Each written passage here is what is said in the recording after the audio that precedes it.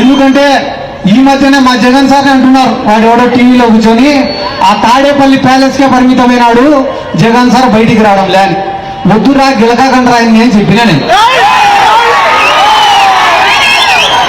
నేను రాజగన్ రెడ్డి నువ్వు బయటికి, రాజగన్ రెడ్డి నువ్వు బయటికి అన్నాడు. మొన్ననే వచ్చి ఆడ ప్లీనరీ సమావేశం పెట్టాడు.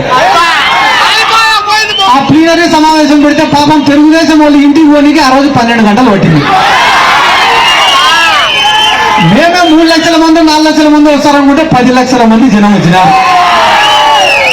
అయిపోతేనే ఎమ్మెల్యేలకు అందరికీ చెప్పినారు జగన్ సార్, గడప గడపకు తిరగాల, మీరు ఇంటింటికి పోయి ప్రజల మద్దతు కోరాలా అని. ఎన్నికల ముందు నేను కూడా తిరిగినా అన్న, గడప గడప తిరిగిన, ప్రతి ఇంటికి పోయినా నవరత్నాల పాంప్లెట్ చూపించి అమ్మా జగనన్నకు ఒక్క అవకాశం ఇవ్వండి అమ్మా అని అడిగినా.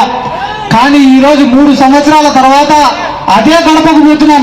అమ్మ ఆ రోజు ఇచ్చిన మాట ప్రకారం నవరత్నాలు అనే సంక్షేమ పథకాలు మీకు అందుతున్నాయా లేదా అంటే అందుతున్నాయి నాయన అని చెప్పి మాకు ఆశీర్వాదం ఇచ్చే పరిస్థితి.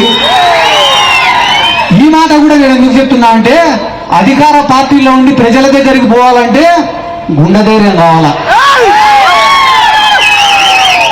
తెలుగుదేశం పార్టీ వాళ్ళు కూడా అధికారంలో ఉన్నప్పుడు మీ పక్క జిల్లానే గుంటూరు, ఆ గుంటూరుకు సంబంధించిన ఒక మంత్రి ప్రజల్లోకి పోతే చొక్కాలు చింపి కొట్టినారు.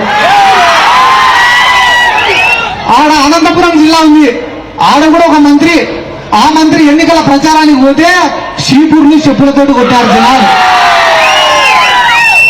అవన్నీ మర్చిపోయి ఈ రోజు వైఎస్ఆర్ కాంగ్రెస్ పార్టీ వాళ్ళు గడప గడప పోతే ఎదురు తిరుగుతున్నారట జనాలు. ఎవరో ఒక్కడు ఎదురు తిరుగుతున్నారు, 99 మంది పూలతో స్వాగతం పలుకుతున్నారు.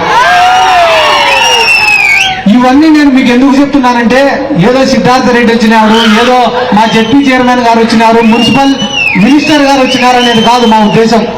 మేము ఇక్కడికి వచ్చి మాట్లాడిపోయిన తర్వాత వాళ్ళు చెప్పిన మాటల్లో వాస్తవం ఉందా లేదా, నిజం ఉందా లేదా, నిజాయితీ ఉందా లేదా అని ఆలోచించాల్సినటువంటి బాధ్యత మీ అందరి పైన ఉంది.